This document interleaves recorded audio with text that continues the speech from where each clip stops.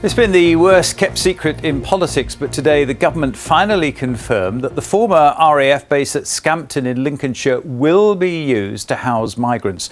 The plan should see some asylum seekers moved out of hotels and into temporary buildings on the base. Up to 2,000 men will be living there in the coming months. It is the government's latest attempt to deal with the migrant crisis. Figures from the Refugee Council show that there are currently 160,000 people waiting for a decision on their asylum applications, and all of them need somewhere to live. Some of those people have been waiting for more than 3 years for their applications to be processed. And in January this year alone, the Home Office says that more than 1,000 more migrants arrived illegally in small boats across the English Channel. Well, everyone agrees that action is needed, but there's very little agreement about what that should be. And today's announcement has been met with an angry response. Here's our political. The government will use military sites in Essex and Lincolnshire and will collectively provide accommodation to several thousand asylum seekers. Confirmation of the news many in Scampton didn't want to hear. Putting that many people on such a community that is small, it's a security issue all around. Hundreds of people flew here and they gave their lives to protect these shores, and that's just going to go out the window. They're going to stamp on their memories, and it's disgraceful. You've seen the state of it today. It's falling down, and if that investment doesn't come in, it's going to be lost. Wing Commander Gibson VC, who led the great Lancaster raid on the Ruhr dams, escorts the King during a visit by their Majesties to an air station in the north of England. RAF Scampton's heritage would play a key part in a £300 million redevelopment scheme, which is now in some doubt. It depends on how long the Home Office are planning to put these migrants on the site, but I suspect it'll be more than a year, and this means it's beginning to make the site look unviable. Government ministers say they still want the Scampton redevelopment plans to go ahead, and the proposals to house up to 2,000 mainly single adult men here are only temporary. We would like to enter into an agreement, as he knows, with West Lindsey District Council so that they can take possession of the site at a later date, and their regeneration plans, which are extremely important for Lincolnshire and the East Midlands more generally, can be realised in due course. But local campaigners say they're still hopeful they can block the government's plans. Do you really believe you can stop this happening? Yes. How? Yes, I got a fire in my belly.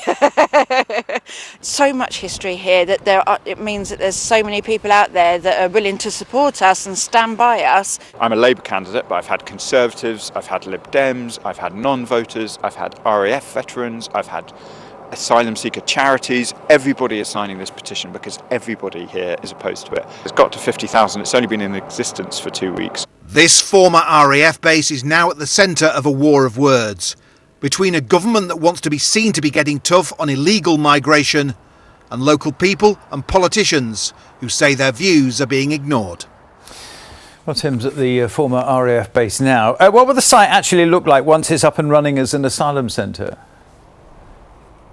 A very good question, Peter. The Home Office says existing barracks will be used where possible. So some of the blocks behind me here at Scampton, we assume will be utilised alongside some temporary accommodation. Now, one caveat from the government comes in the form of a statement today saying that buildings that date back to World War II from the dam busters era will not be used to house asylum seekers. That's according to the Home Office.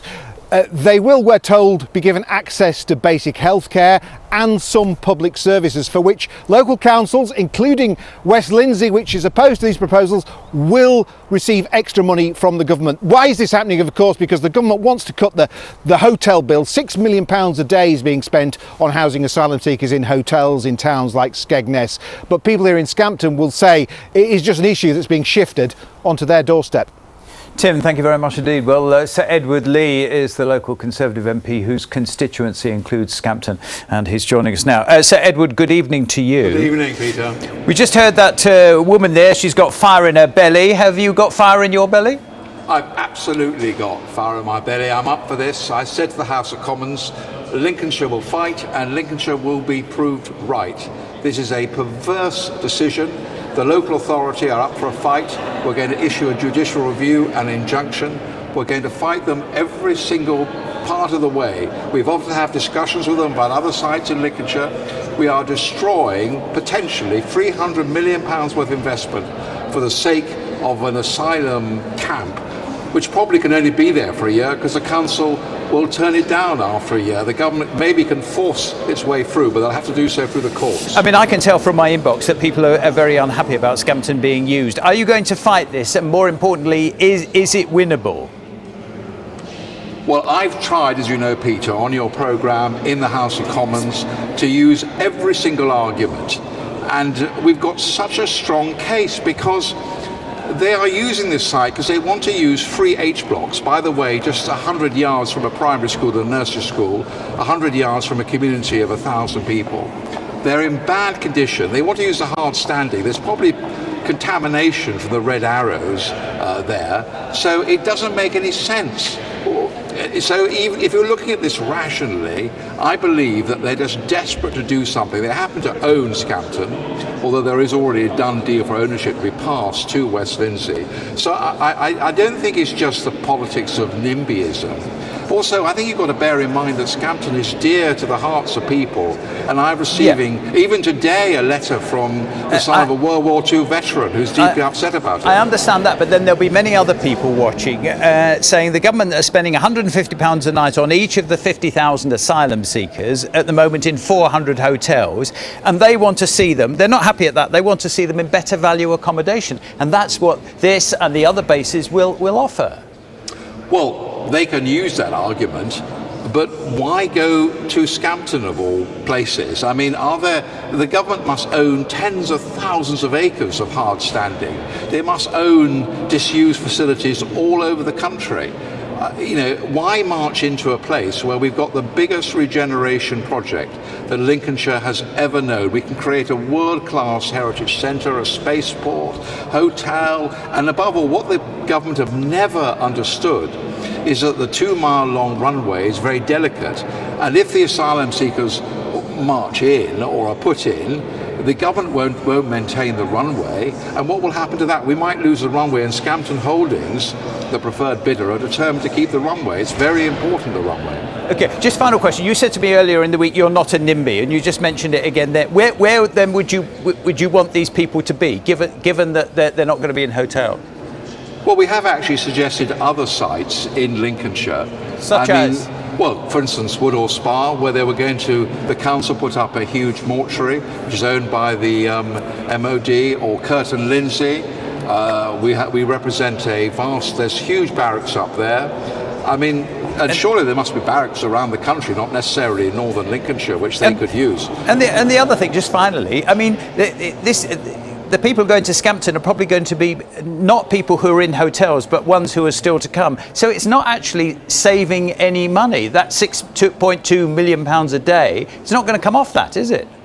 No, I mean, there'll be, and I think people be fabulously expensive to do all this porter cabins and to restore the buildings, and then they're saying they want to provide a health centre. What about local people who can't see a doctor for 2 weeks? They're going to provide a bus. What about local people who can't get a bus? They're going to provide policing. What about local people who can't see any police? This is the point I took directly to the Prime Minister this evening, to his face.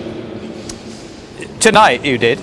Tonight, in the 1922 committee, I said, do not take rural people and Lincolnshire for granted. And what did he say to that? Well, he gave his normal and his charming, reassuring replies. He didn't say, all right, Edward, I'm going to withdraw the proposal. But we think that we got a very good case under judicial review, and we think we might win. We must leave it there. So, Edward, good to talk to you. Thank you very much Peter. indeed. Like your views on this one, here's how to get in touch. You know the story. Confirmation that Scampton will house 2,000 asylum seekers. And Sir Edward mentioned Woodall Spa, Curtin Lindsey there. If you're watching there, you might have a view as well. They're currently spending £6 million on hotel. Is Scampton the right place for the asylum seekers to go? Look North is the at bbc.co.uk is the email. Text 81333, 81333. Start the text with the word Look North, or follow me on Twitter, Peter_Levy. Tweet now.